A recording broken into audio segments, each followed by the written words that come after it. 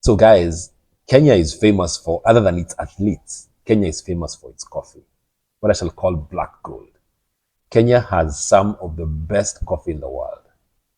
And even though Kenya is well known for its coffee and its coffee makes millions of dollars in the international markets, what has happened is that this blessing has not trickled back to the farm.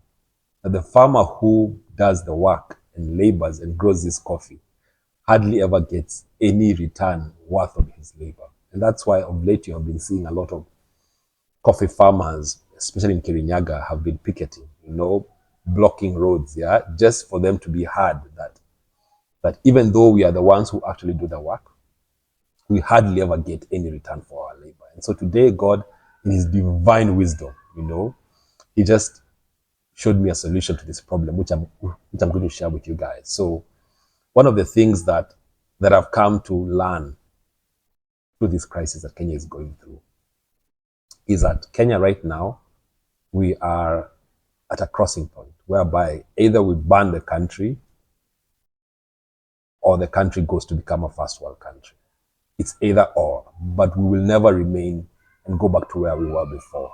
And one of the things that is in dire need right now, especially in the palace, is wisdom, godly wisdom.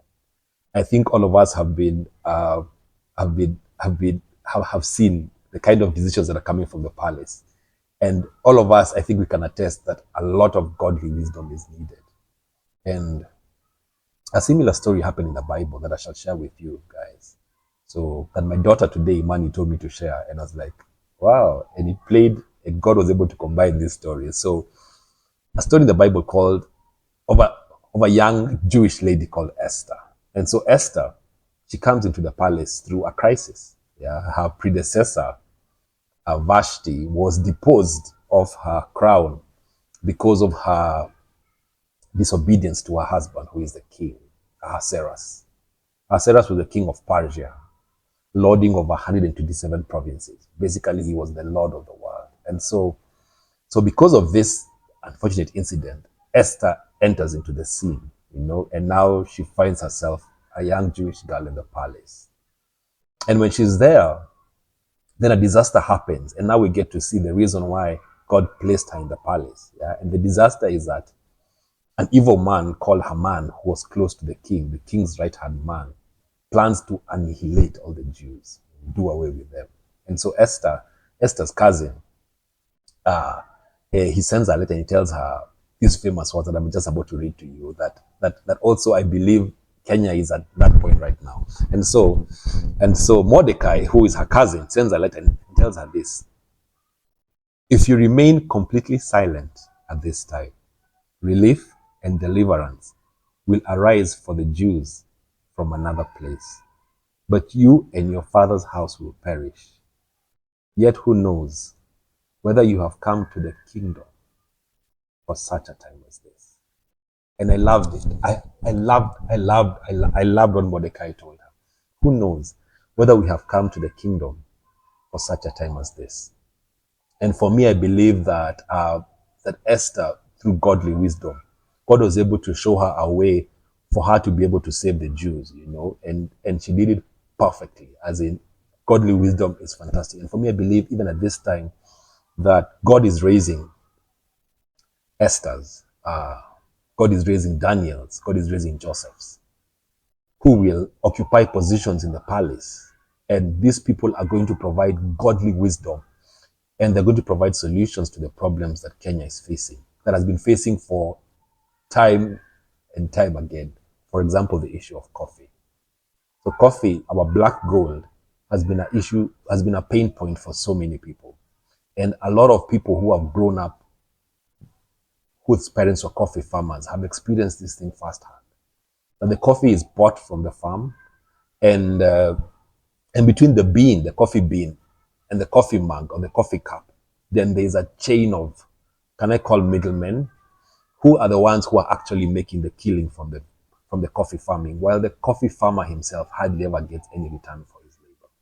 And so God today, in divine wisdom, I think, just like what he did to Esther, he revealed to me a solution.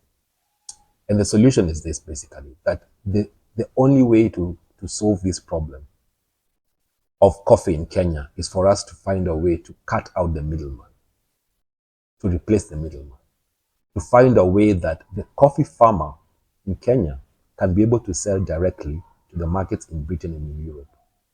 That is the only way that coffee will ever make sense for the farmers who are farming in Kenya. What we can call direct trade, that the coffee farmers here will be able to directly trade their coffee from here to their market in Europe, yeah, either to their consumers or to the factories in Europe who are able to process the coffee. And a very good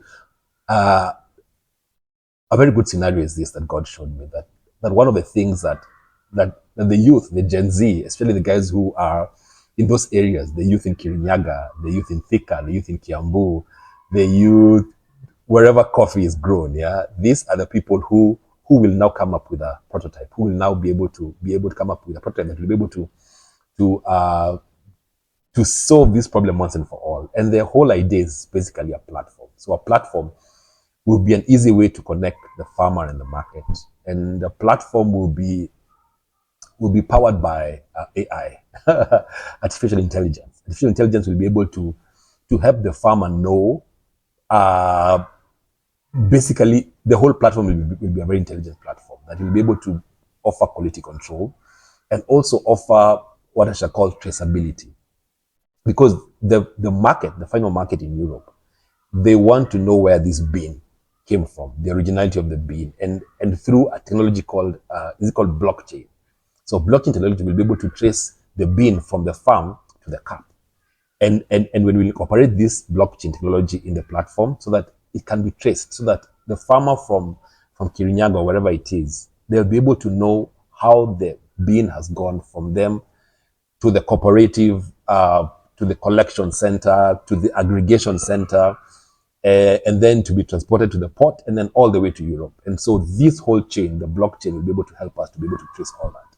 And then from there, for us to be able to market ourselves, we live in a technological age right now. Because of our access to internet, we are able to access those markets. And now we're able to develop a website that will be able to sell our coffee, create profiles, for all these cooperatives and sell ourselves. And I think this is just part of the solution, but basically this is the whole idea, that for us to be able to cut out the middleman by the use of a platform. And so one of the things that we are doing right now is that through our business masterminds, whereby we are, through God's grace, we are developing a training accelerator program that will be able to train youth, people who are between the age of 18 and 35, train them on simple startup ethic, how to start a business, how to run a business, how to scale it. And now we are, by God's grace, now we are looking for group leaders who will be 47, who will be the leaders in the counties. And these leaders are the ones now who are going to be on the ground, to be able to coordinate this whole thing, that as we bring the youth together, then we'll be able to provide for them this training through the online platform, which is an accelerator program that is online. And through this way, they'll be able to learn and be able to find solutions to the local problem that they're facing. For example, this issue of coffee. And so this just came to mind. I just to share. So we are running with it. So the whole idea is that we are coming up with this localized solutions to problems that have been facing the counties. Coffee, milk. What can it say? Yeah, basically because we're an agrarian society. So that's the whole idea. And for me, I believe that through God's grace and through His wisdom, that we'll be able to come up with these solutions, to problems that have been facing our country for so long. And through technology and AI, which is a great enabler, then we'll be able to come up with solutions that will perfectly solve these problems and hopefully propel our country to the future and to become a first-world country. Yeah, basically that's it. Thank you for listening. Just keep tuned. We'll keep on sharing these ideas as they come. God bless you guys. Till next time.